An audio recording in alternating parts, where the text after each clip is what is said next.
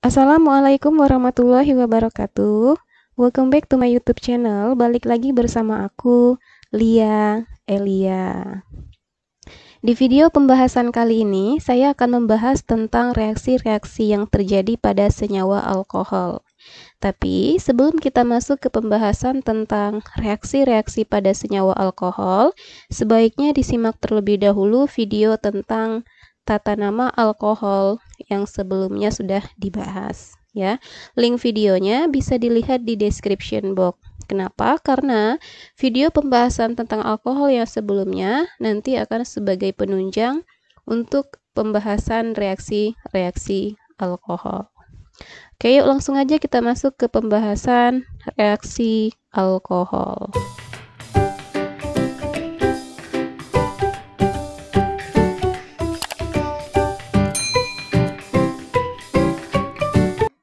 Langsung saja kita bahas reaksi-reaksi yang terjadi pada senyawa alkohol. Yang pertama, reaksi oksidasi alkohol oleh suatu oksidator K2CrO4 atau KMnO4.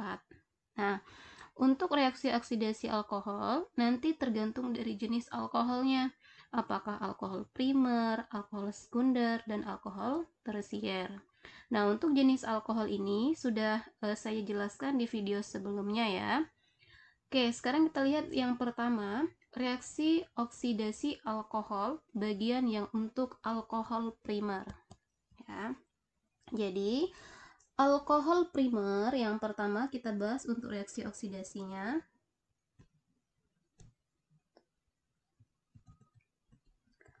Alkohol primer. Oke. Masih ingat apa arti alkohol primer? Alkohol primer adalah alkohol di mana gugus fungsi OH-nya nanti terikat pada CH3 atau CH2. Nah, itu alkohol primer ya. Alkohol primer jika dioksidasi akan menghasilkan kelompok senyawa alkanal. Nah, alkanal ini nanti akan kita bahas di tata nama selanjutnya ya. Alkanal. Kemudian, alkanal bisa dioksidasi lebih lanjut lagi. Dioksidasi menghasilkan kelompok senyawa asam alkanoat ya. Asam alkanoat atau asam karboksilat ya, asam alkanoat ya. Oke. Nah, untuk reaksi oksidasi ini dioksidasi ya. Reaksi oksidasi ini berbanding terbalik dengan reaksi reduksi ya. Kalau reaksi reduksi asam alkanoat akan dihasilkan alkanal. Jadi kalau asam alkanoat direduksi menghasilkan kelompok senyawa alkanal. Alkanal jika direduksi kembali akan menghasilkan kelompok senyawa alkohol primer ya. Oke, untuk lebih jelasnya kita lihat contoh soal. 1-propanol ini termasuk alkohol primer karena gugus fungsi OH-nya terikat pada CH2 ya. Nah, untuk alkohol primer 1-propanol akan dioksidasi menjadi kelompok senyawa alkanal ya.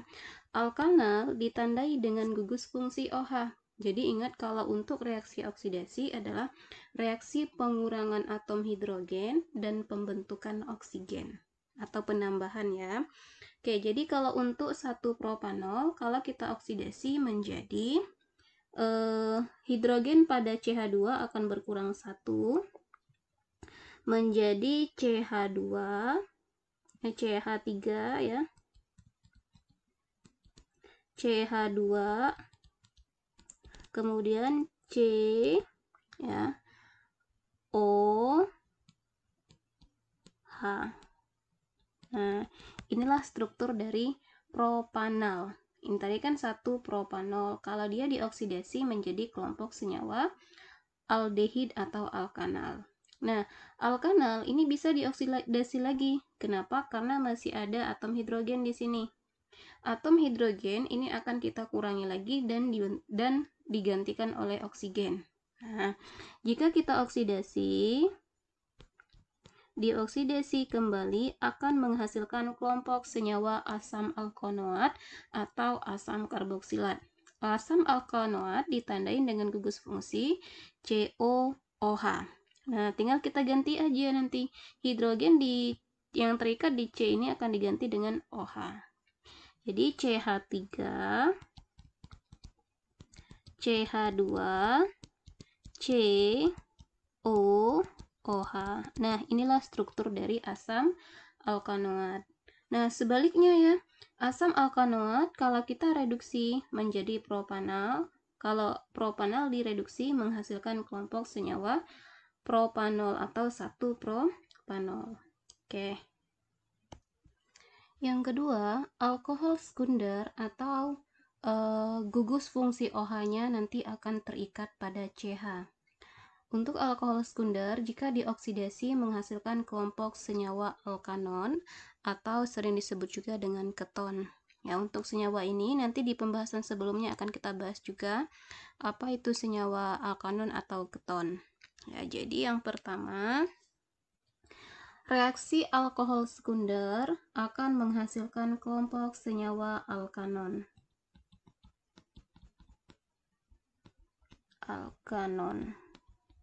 Nah, sebaliknya, alkanon jika direduksi menghasilkan kelompok senyawa alkohol sekunder. Oke, untuk lebih jelasnya coba kita lihat contoh dari alkohol sekunder. CH3, CH2, CHOH, CH3. Jika kita beri nama, ini namanya adalah 2-butanol ya. Untuk 2-butanol ini termasuk alkohol sekunder ya. 2-butanol. Oke. Nah, kenapa dia termasuk alkohol sekunder? Karena gugus fungsi OH-nya terikat pada CH. Jadi dia termasuk alkohol sekunder. Alkohol sekunder jika dioksidasi akan menghasilkan kelompok senyawa alkanon. Alkanon ditandai dengan gugus fungsi adanya O, CO. Jadi OH yang terikat pada CH ini akan diganti dengan O. Ya. Jadi hasilnya 2-butanol jika dioksidasi menghasilkan 2-butanon. CH3, CH2, CO, CH3. Nah, namanya jadi bukan 2-butanol lagi karena sudah diganti dengan gugus fungsi CO. Gugus fungsi CO untuk gugus fungsi alkanon atau keton ya. Karena gugus fungsi CO-nya berada di nomor 2, namanya jadi 2-butanon. Oke. Nah, kenapa keton ini tidak bisa dioksidasi lagi? Karena C yang ada mengandung gugus fungsinya ini, dia tidak ada lagi atom hidrogen, sehingga dia tidak bisa dioksidasi kembali. Nah, untuk 2-butanon, jika kita reduksi akan menghasilkan 2-butanol, kebalikannya. Oke ya, bisa difahami.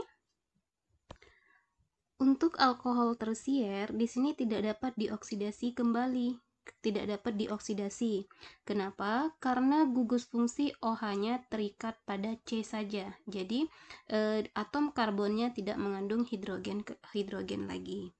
Oke, sebagai contoh, coba kita lihat ada struktur alkohol tersier CH3, CH2, CH3, OH, CH3. Nah, ini namanya 2-metil. Ingat penamaan ya di video sebelumnya. 2-metil 2-butanol. 2-butanol karena OH-nya nomor 2. 2-butanol. Nah, 2-metil 2-butanol ini termasuk alkohol tersier. Kenapa? Karena gugus fungsi OH-nya terikat pada C saja.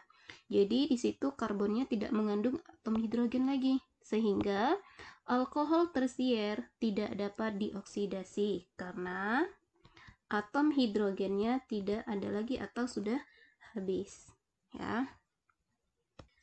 Jadi kesimpulannya, untuk reaksi oksidasi alkohol ada 3 jenis reaksi oksidasi.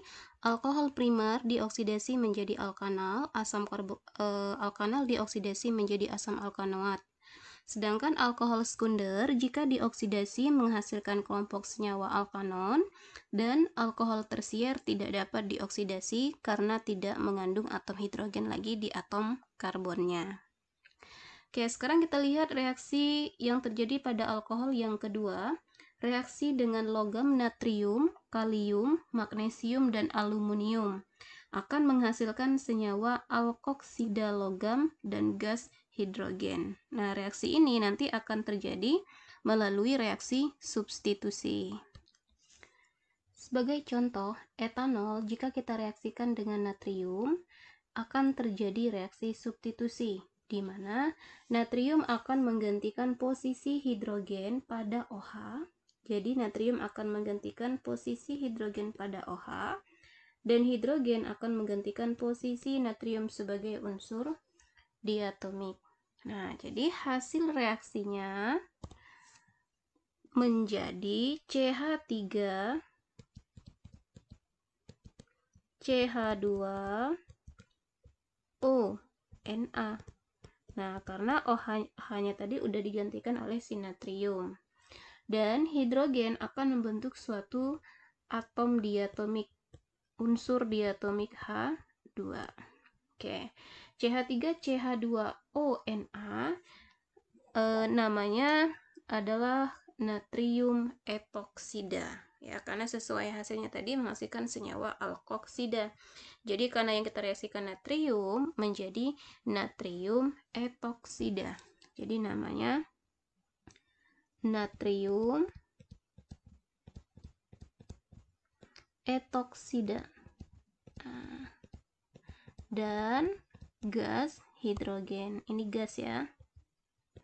Oke, untuk reaksinya tinggal kita setarakan saja ya.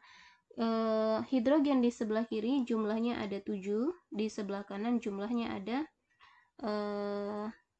7, di sebelah kanan ada berapa nih? 5, sama ya, udah sama. Berarti reaksinya udah setara. Natriumnya juga 1, kemudian dari oksigennya juga sudah 1. Oke ya.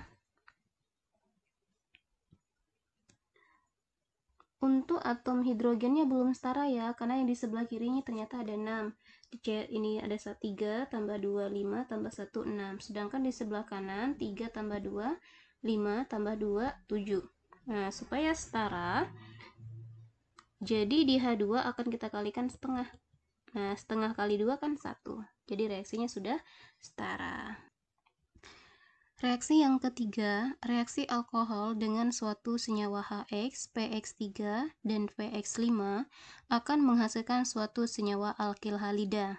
Ya, dengan X di sini merupakan atom hidrogen atau unsur hidrogen, yaitu bisa F, Cl, Br, atau I. Oke, sekarang kita ambil contoh. Misalkan ada suatu senyawa alkohol, ROH. Oke ya. ROH. Nah, R di sini suatu alkil. Ya, alkil itu bisa diganti dengan CH3, CH2, CH3. Jadi R akan mewakilkan suatu atom karbonnya. Direaksikan yang pertama kita ambil yang untuk HX. Direaksikan dengan HX. Nah, ketika alkohol direaksikan dengan HX akan mengalami reaksi substitusi. Jadi, atom X akan menggantikan posisi OH. Dan OH menggantikan posisi si X. Ya. Sehingga akan kita hasilkan senyawanya adalah RX plus H2O. Oke, ini reaksi yang pertama ya, alkohol direaksikan dengan HX. Contoh yang kedua, untuk yang PX3-nya, ROH ROH direaksikan dengan PX3. Oke. Akan menghasilkan suatu senyawa sama RX juga, RX ya. RX tapi hasilnya bukan H2O, ditambah dengan H3PO3, asam fosfid, H3PO3. Nah, tinggal kita setarakan jumlah R-nya. Di sini kan X-nya ada 3, artinya akan kita setarakan X-nya jadi 3. R-nya jadi 3 ya, berarti ini kita setarakan juga jadi 3. Nah, P-nya udah setara, P-nya di sini ada 1 ya, H-nya ada 3, H-nya udah ada 3, sudah setara. Nah, yang ketiga, suatu alkohol direaksikan dengan PX5. ROH direaksikan dengan PX5. Nah, hasilnya tetap ada senyawa alkil halida, RX, ditambah dengan HX plus POX3. POX3. Jadi yang membedakan dari ketiga reaksi ini, yang pertama hanya menghasilkan H2O, yang kedua H3PO3, yang ketiga hasilnya ada asam HX dan POX3. Reaksi yang keempat, alkohol dapat bereaksi dengan asam sulfat pada suhu 180 derajat Celcius akan menghasilkan kelompok senyawa alkena. Nah, sedangkan pada suhu 140 derajat Celcius akan menghasilkan senyawa kelompok alkoksi-alkana. Oke ya, coba kita lihat contoh. Misalkan ada suatu contoh senyawa 1-propanol ya. Ini nanti ada dua perlakuan. Yang pertama 1-propanol. Oke, 1-propanol berarti ada CH3 ya. Nah, ini syaratnya nanti dia ada 2 mol, harus berarti ada 2 ya. CH3, CH2OH. Nah, 1-propanol jika direaksikan dengan asam sulfat, direaksikan dengan asam sulfat H2SO4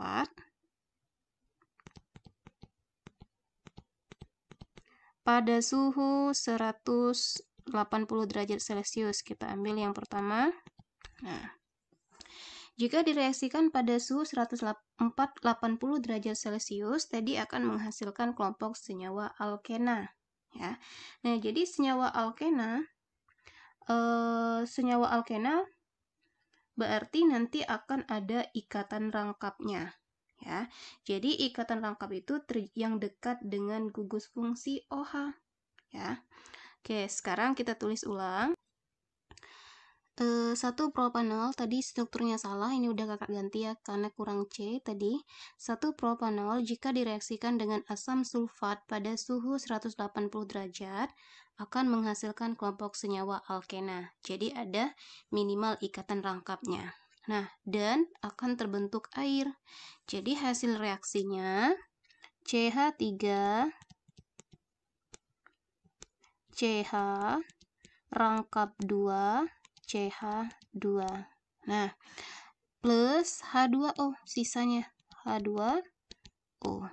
Oke, jadi bisa kita simpulkan 1-propanol ini 1 ya. 1-propanol jika direaksikan dengan asam sulfat pada suhu 180 derajat menghasilkan senyawa 1 propena dan air. Propena dan air. Oke, yang kedua 2CH3 CH2 CH2OH direaksikan dengan asam sulfat pada suhu 140 derajat Celcius akan menghasilkan kelompok senyawa alkoksi-alkana atau kelompok senyawa eter ya. Nah, senyawa eternya sesuai dengan jumlah karbon pada alkohol ada 3 ya. Berarti akan terbentuk 3 alkilnya. ya, dan oksigennya akan terletak di tengah-tengah. Jadi kalau kita tulis ya, CH3 ini ada 3 kali. CH3, kemudian CH2, CH. Oke, ingat kembali CH2 ini ya. CH2 1 2 3 4 nanti CH2, kemudian di sini O, CH2, CH2, CH3 plus H2O. Nah, ini kelompok senyawa ether karena ada oksigennya gugus fungsi. Jadi bisa kita simpulkan 1 propanol ya, 1 propanol direaksikan dengan asam sulfat pada suhu 140 derajat Celcius menghasilkan kelompok senyawa ether. Nah, ini CH3-nya CH2, CH2, CH3 atau karbonnya ada 3, namanya propil. Karena propilnya ada 2, jadi nama dari CH3, CH2, CH2, O, CH2, CH2, CH3 dinamakan dengan dipropil ether ya. Karena propilnya ada 2. Dipropil ether. Oke, bisa difahami untuk reaksi yang keempat. Oke, reaksi yang kelima, alkohol dapat mengalami reaksi esterifikasi. Reaksi esterifikasi adalah reaksi suatu senyawa alkohol dengan asam karboksilat. Dengan reaksi umum ROH, ya, kita buat dulu reaksi umumnya. R-aksen OH direaksikan dengan asam karboksilat RCOOH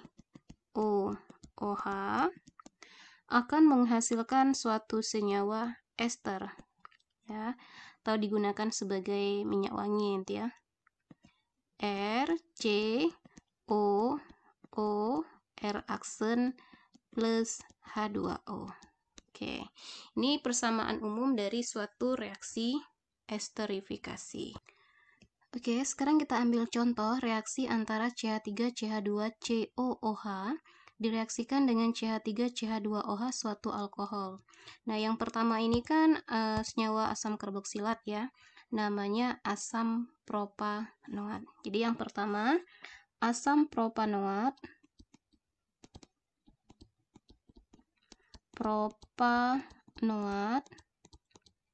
direaksikan dengan etanol atau etil alkohol. Etanol. Nah, untuk reaksinya OH dalam senyawa etanol akan menarik hidrogen yang terdapat pada asam propanoat. Jadi OH ini ya, jadi OH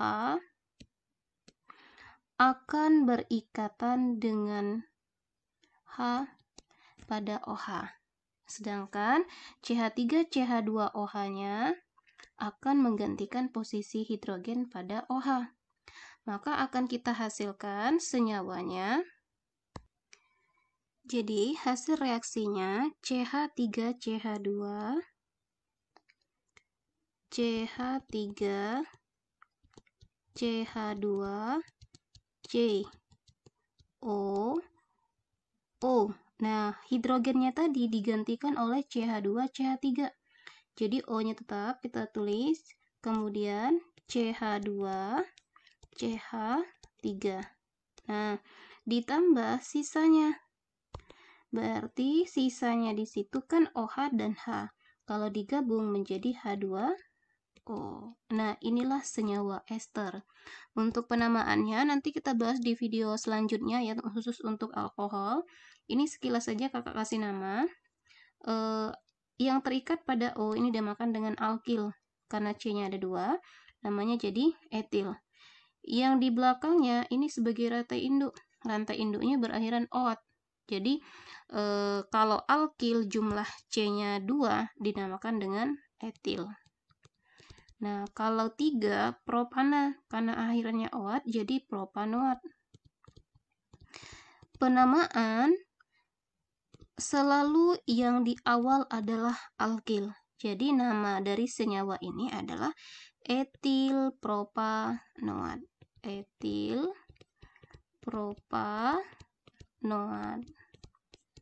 Oke, inilah yang disebut dengan reaksi esterifikasi menghasilkan suatu senyawa ester.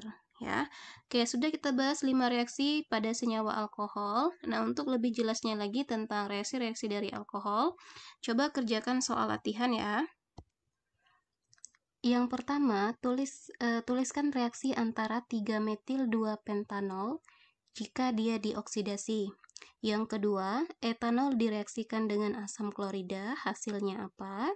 Kemudian yang ketiga, propanol direaksikan dengan asam butanoat. Nah, coba bahas terlebih dahulu untuk 3 soal latihan ini, supaya lebih memahami lagi tentang reaksi-reaksi yang terjadi pada senyawa alkohol. Ya. Oke, sekian video pembahasan tentang reaksi pada senyawa alkohol. Semoga video pembahasan materi kali ini mudah dipahami, dan jika video ini bermanfaat buat kalian, share ke teman-teman kalian ya, biar manfaatnya lebih banyak lagi. Oke, kakak akhiri. Wassalamualaikum warahmatullahi wabarakatuh.